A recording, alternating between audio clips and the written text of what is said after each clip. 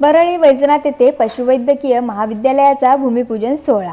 परळी वैजनाथ येथे पशुवैद्यकीय महाविद्यालयाच्या महत्त्वाकांक्षी प्रकल्पाचा भूमिपूजन सोहळा उत्साहात पार पडला.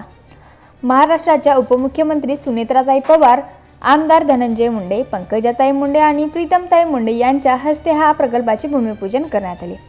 सुमारे 600 कोटी रुपयांच्या निधीतून या महत्त्वाकांक्षी प्रकल्प उभारण्यात येणार आहे. परळी ग्रामीण पोलीस स्टेशनच्या परिसरातील माळरानावर या पशुवैद्यकीय महाविद्यालयाची उभारणी करण्यात येणार आहे.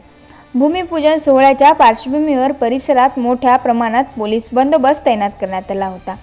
या प्रकल्पामुळे परिसरातील पशुवैद्यकीय शिक्षण आणि संबंधित सुविधांना मोठी चालना मिळण्याची अपेक्षा व्यक्त करण्यात येत आहे.